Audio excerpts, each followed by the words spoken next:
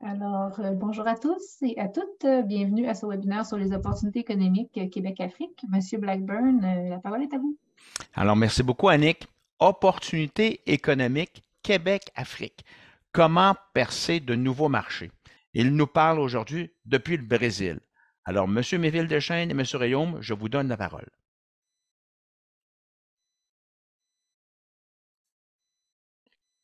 Merci beaucoup, M. Blackburn, de cette invitation à participer à cet événement très important aujourd'hui. Vous avez mentionné tout à l'heure que je suis intéressé ou contributeur au développement économique entre le Canada, le Québec en particulier, et le continent africain depuis près d'une trentaine d'années, en effet. J'ai arpenté ce continent, j'ai travaillé sur déjà plus de 18 pays. Et au sein d'organisations bilatérales canadiennes, le phénomène de cette francophonie d'affaires est apparu important il y a déjà plus d'une vingtaine d'années. Aujourd'hui, on voit les résultats de ce travail fait tant par le Forum francophone des affaires, le Conseil national canadien, et même le Conseil canadien pour l'Afrique, pour se rendre jusqu'à aujourd'hui.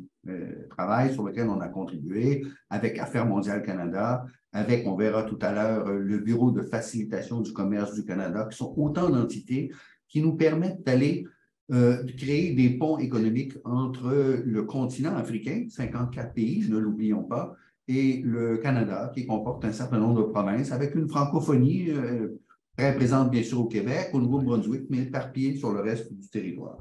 Dans l'accompagnement des entreprises auxquelles nous avons participé depuis ce nombre d'années, depuis le début de ces travaux, on se fait souvent dire « Ah, l'Afrique, pourquoi faire? » Il y a quelques années, 2018, on a mis en place un pont économique dans le secteur des technologies de l'information. Alors, au tout début de ces activités, on s'est fait dire par les associations qui représentent ce secteur d'activité et même par les gouvernements, l'Afrique, les pays, pourquoi faire? Aujourd'hui, ça devient une priorité pour le gouvernement du Québec dans le développement Québec-Afrique.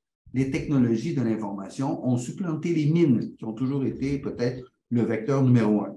Quel travail extraordinaire toutes ces organisations font ensemble pour développer ces ponts. Et ici, on ne parle pas pour les Canadiens d'aller chercher en Afrique, mais véritablement de contribuer, d'échanger, de participer, de contribuer à ce développement social et économique par les affaires. Alors, la raison d'être d'aujourd'hui, c'est de montrer à l'entreprise canadienne qu'il y a des outils pour lui faciliter la route vers le continent africain, de montrer à l'entreprise africaine qu'il y a des outils pour leur faciliter la route à venir vers le Canada, plusieurs témoignages d'entreprises qui amèneront ce qu'ils amènent, et ensuite, bien sûr, une série de points qui seront soulevés par les participants auxquels les panélistes et les experts qui sont avec vous répondront. Alors, merci mille fois pour cette invitation. Nous sommes honorés d'être avec nous aujourd'hui.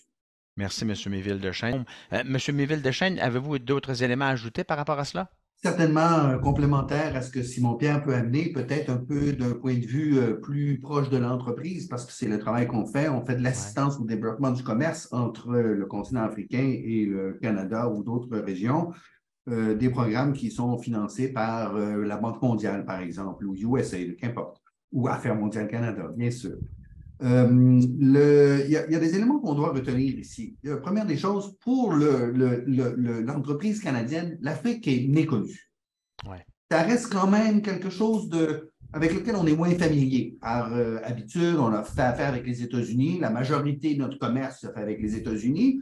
Et dans l'assiette globale des pays avec lesquels on fait affaire, l'Afrique représente un petit pourcentage. Évidemment, si on regarde ça en se disant « Ah, c'est malheureux », non. Au contraire, on peut agrandir cette pointe de cette tarte et la faire croître avec les années. Il n'y a aucun doute. Mais il faut rassurer son partenaire canadien d'une manière ou d'une autre.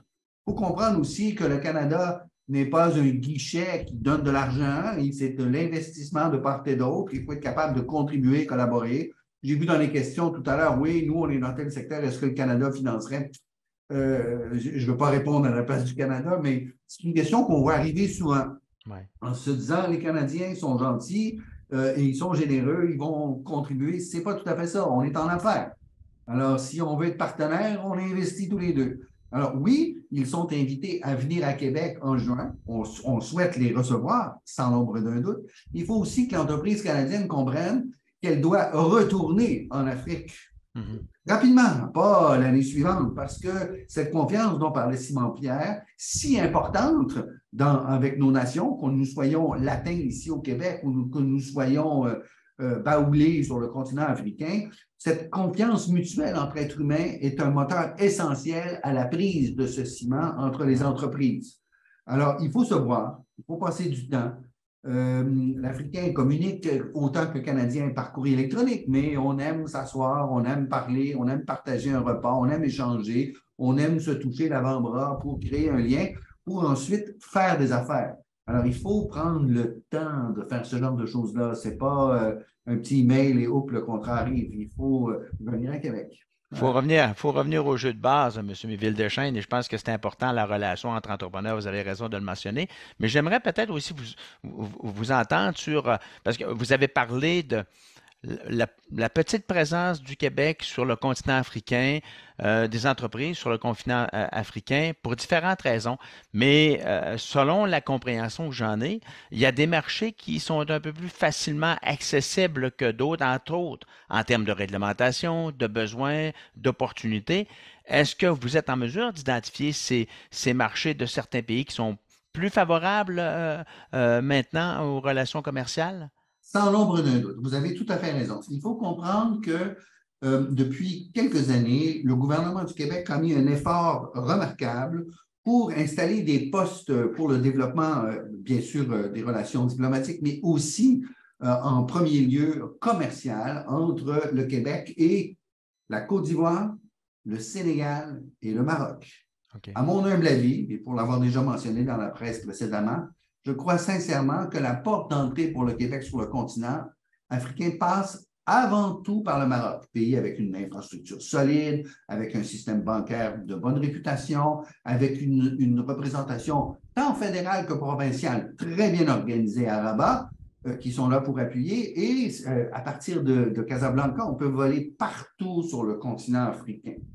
Le roi, d'ailleurs, Mohamed VI, que j'admire beaucoup pour la façon dont il développe le commerce pan-africain, a ouvert les portes sur une multitude de pays via le Maroc, mis en place à Tijari-Bank à plusieurs endroits pour faciliter les échanges. Enfin bref, c'est, à mon humble avis, un hub incontournable, passe par le Maroc. C'est une opinion personnelle, peut-être pas partagée par mes gouvernements, mais vous me posez la question à moi. On est installé à Dakar au Sénégal. Le Sénégal a une vitalité économique peu comparable. Et que dire de la Côte d'Ivoire? Amina en est au courant très bien. C'est une économie qui explose depuis que la paix s'est instaurée. Les infrastructures sont extraordinaires. Il y a une question qui était soumise tout à l'heure. Est-ce que les infrastructures en TI sont suffisantes? Mais bien sûr, elles sont peut-être des fois même mieux qu'ici. On serait étonné. Il y a des endroits ici où on ne peut pas se servir de l'Internet parce qu'on n'est pas encore branché au Québec. Alors qu'en Côte d'Ivoire, on a un réseau absolument fantastique, comme en Tunisie, comme dans plusieurs pays. Bref, on méconnaît toutes les possibilités qui existent en Afrique. Comme on a une image incomplète, on appelle ça un fossé de perception, on s'imagine que l'Afrique, c'est pas ce que c'est. L'Afrique, c'est dynamique, c'est économiquement viable, avec une vitalité remarquable. Et je vous dirais en terminant, si vous regardez les routes, les rues à Abidjan et les rues à Montréal, vous allez préférer les rues à Abidjan qui sont en meilleur état. Je arrête mon propos ici. Actuellement, il y a beaucoup de travaux sur les rues à Montréal. Vous faites bien de le mentionner, M. Méville-Deschênes. J'ai une question qui est plus générale, puis probablement que la personne à qui va s'adresser celle-ci, vous êtes en mesure de vous identifier rapidement. Cette question nous provient de l'Association béninoise des techniciens du BTP. Et cette personne mentionne que nous n'avons pas touché les parties qui les concernent. Alors, est-ce que vous avez un élément de réponse pour l'Association béninoise des techniciens du BTP? Je pense que c'est vraiment une question très précise, hein? M. Méville-Deschênes? Nous avons tenté de trouver quelqu'un dans le secteur des BTP en particulier qui aurait voulu prendre la parole. Ça a été un peu compliqué. On a trouvé cette dame qui est au Cameroun et qui a de la misère présentement à se brancher avec nous. Aude. D'amener ce volet. Ouais. Alors là, on est tributaire de connexions qui sont. Elle nous avait averti à l'avance, je serai à l'extérieur de la capitale pour un Ouais. travail. Elle gère aussi une association de femmes ingénieurs. On voulait beaucoup entendre son point de vue. Malheureusement, la connexion nous semble faire défaut. On essaie de la brancher d'une manière ou d'une Ouais. autre. Mes collaboratrices sont ici, elles tentent de se brancher sur le lien général. Pour le moment, sans succès. Alors, je ne peux répondre à rien de plus que. Ben, ce qu'on peut faire, d'abord, M. Méville-Deschênes, merci. Il y a des probabilités, il y a du potentiel, il y a des programmes qui existent. Il s'agit d'être en mesure de pouvoir les identifier et de travailler avec les personnes responsables là, au niveau canadien qui peut accompagner justement les entreprises qui ont des projets. Et M. Méville-Deschênes, un élément à ajouter également à ce niveau-là? Alors, il faut comprendre que le gouvernement, qu'il soit canadien ou québécois, sont là pour appuyer l'entreprise canadienne et québécoise dans Exact. leurs efforts. Alors, si vous trouvez partenaire canadien, il peut avoir accès à certains outils d'accompagnement, tant financiers qu'autres, pour pouvoir travailler avec vous. Mais ne pensez pas que vous allez recevoir une prestation financière du gouvernement canadien pour vos projets. Ça ne fonctionne pas de cette manière. On Alors, parle d'entrepreneurship d'abord et avant tout, et c'est le secteur privé qui, de par sa vigueur, de par sa passion, de par son engagement, génère justement ces opportunités. alors, Et les gouvernements, quels qu'ils soient, peuvent être en appui ou en support, dépendamment des projets, des Alors, startups, on a etc. vu par le passé les entreprises s'intéresser à un marché. Ouais, Par exemple, ici, je pense les TI avec la Tunisie. exact. Les entreprises sont allées chercher des appuis, des supports du gouvernement, par exemple, du Québec, qui leur permet d'accéder à un programme qui rembourse une partie des dépenses pour le développement, l'implémentation dans un marché étranger, qui rembourse un peu moins de 50 de ses dépenses sur une période de temps prévue sur des dépenses admissibles. C'est beaucoup. Ça prend un partenaire. Exact. Alors, votre partenaire canadien ou québécois peut arriver avec un support qui va lui faciliter la tâche pour aller chez vous, mais ça lui facilite la tâche autant pour aller en Italie qu'au Suriname ou qu'en Australie. Alors, il faut que vous soyez le partenaire qu'il veut. Voilà. Exactement. Merci, M. Méville-Deschênes. J'essaie de laisser la parole aux autres pour répondre à ce genre de truc, mais effectivement, il y a des centres de formation qui se développent à une vitesse grand V dans les secteurs, particulièrement celui des TI, pour faciliter le travail. On a beaucoup travaillé avec l'Association Opportunités numériques africaines pour créer ce pont dont on parlait depuis 2018. Il y a eu des centres de formation qui se sont établis en Afrique du Nord, par exemple, au Sénégal et en Côte d'Ivoire, pour permettre à cette jeunesse dont parlait Amina tout à l'heure, qui, lorsqu'elle sort de l'école, n'est peut-être pas nécessairement tout à fait au niveau, elle a besoin d'un ajustement. Les Canadiens contribuent d'une manière ou d'une autre à la mise en place de certains de ces centres de formation. À leur but, évidemment, c'est d'avoir une main-d'œuvre locale et les entreprises avec lesquelles ils deviennent partenaires localement. Ils amènent une expertise, l'autre amène une certaine main-d'œuvre. Et idéalement, dans un partenaire comme celui-là, ensemble, ils répondent à un appel d'offres. Et j'imagine un exemple factice. La Banque africaine de développement met 66 millions d'euros pour le développement de la e-santé au Rwanda. Mais pour une entreprise canadienne, ça n'aura peut-être pas envie de faire ça à partir de Montréal ou Ouais, d'une autre ville. Mais s'il a un partenaire local qui lui dit, il y a cette offre, on pourrait la mettre ensemble, on a de la main-d'œuvre, vous avez de la compétence, on a tout ça pour le faire, tout et à que fait. vous vous connaissez un peu, que ce n'est pas une nouveauté, ça devient attrayant. Vous pourriez la gagner et vous pourriez travailler ensemble, puis un projet mène à un deuxième, un troisième, un quatrième. C'est ça, un pont économique entre le Canada et le continent africain. Il est clair qu'il y a des opportunités incroyables qui s'offrent à nos entrepreneurs, peu importe où ils sont situés sur le continent africain ou le Québec ou le Canada. Et dans ce sens-là, je pense que des activités comme nous le faisons aujourd'hui peuvent permettre justement de créer ces liens qui sont extrêmement importants au monde entrepreneurial. Alors, c'est très, très clair, M. Méville-Deschênes, sur ce que vous mentionnez. J'ai une question qui provient de N. Pouliot.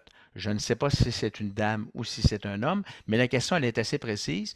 Nous sommes une compagnie en alimentation de produits surgelés.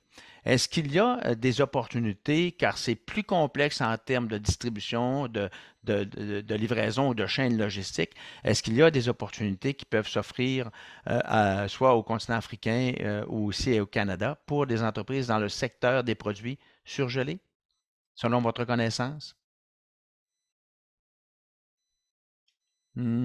Allez-y, M. Méville-Deschênes, je sens que vous avez la réponse. Il faut que, d'abord, si on parle de produits canadiens vers l'Afrique, Je pense que c'est des produits canadiens pour vers avoir l'Afrique. œuvré dans 18 pays et plus, il m'arrive fréquemment d'acheter du surgelé pour faire la cuisine dans l'appartement que j'occupe à ce moment-là, parce que ça me facilite la vie, bien sûr. Alors, la chaîne d'approvisionnement peut être déficiente pour aller à l'intérieur de certains pays, mais on retrouve dans les grandes capitales une chaîne d'approvisionnement stable de plus en plus. Vous voyez, c'est une perception que nous avons qui est maintenant erronée par rapport à l'Afrique. Il est étonnant de voir l'amélioration qui s'est faite à tout niveau. Alors, si j'envoie des produits surgelés à Dakar, à Tunis, au Maroc, à Abidjan, mon produit va se rendre en excellent état. Donc, les infrastructures de transport logistiques sont à jour et sont disponibles. Elles évoluent, à jour, je ne sais pas, elles évoluent rapidement. On est en train d'avoir des routes, autoroutes, trains est-ouest, nord-sud. En fait, on peut partir aujourd'hui de l'Algérie en camion et se rendre jusqu'au Niger. Et donc, par la route jusqu'à Abidjan. Donc, on peut faire tout ça. C'est relativement récent. Bon, je ne sais pas de quoi a l'air la route la nuit, n'est-ce pas, etc. Là.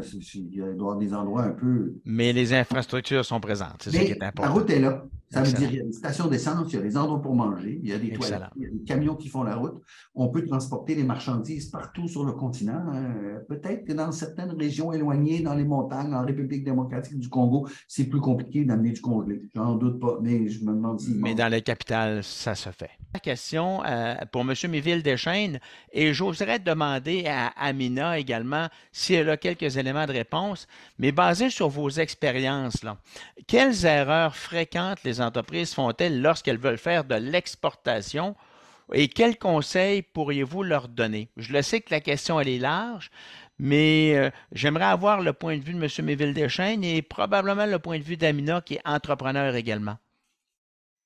En tout premier lieu, merci Carl pour la question pertinente et il y a quelques outils d'assistance qui existent derrière cela.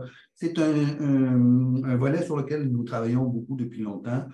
Je forme, j'enseigne le commerce international ici et ailleurs, dans d'autres pays, principalement l'Afrique, et je fais très souvent ce travail soit avec le Centre de commerce international de Genève ou avec le Bureau de facilitation du commerce du Canada, représenté ici par M. Micot, et j'enseigne aussi à l'université. Le point est le suivant, c'est que souvent l'entreprise est non préparée, comme la même chose pour nos entreprises ici au Canada qui veulent exporter sans avoir un minimum de compréhension, de formation. Et comme je forme, je vais insister beaucoup sur le fait qu'il faut bien posséder la base avant de partir parce qu'il y a plein de surprises en cours de route, que ce soit en logistique, que ce soit en stratégie de pénétration de marché, en financement des opérations, en respect des normes, etc.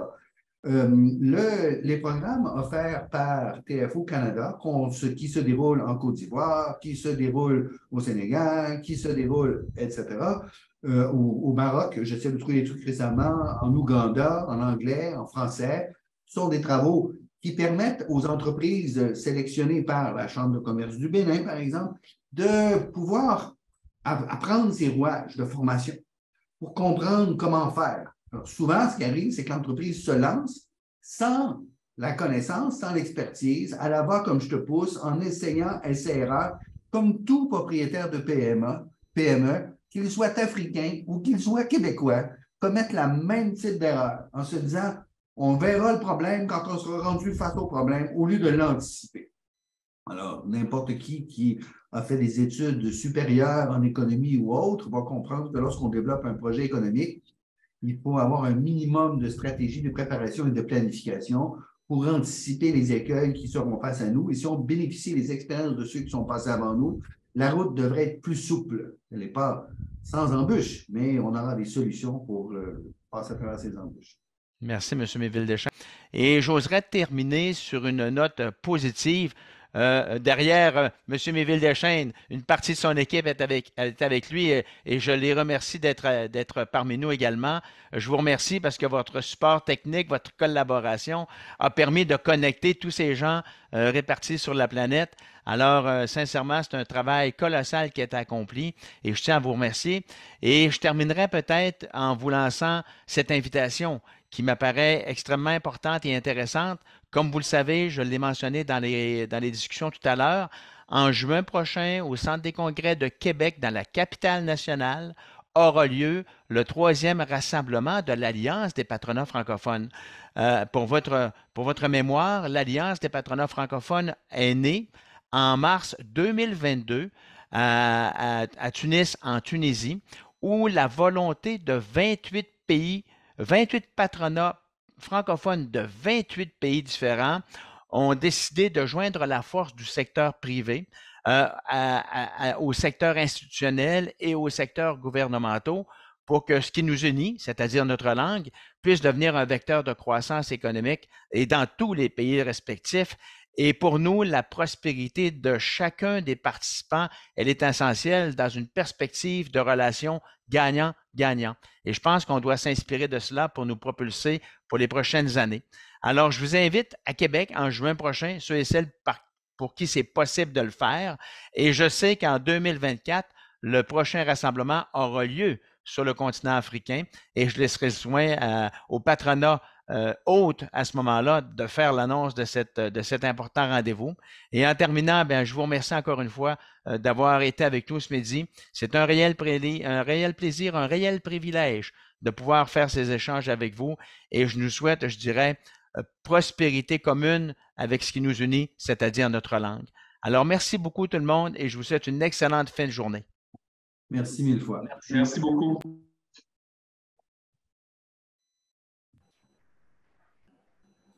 Merci beaucoup. Au revoir.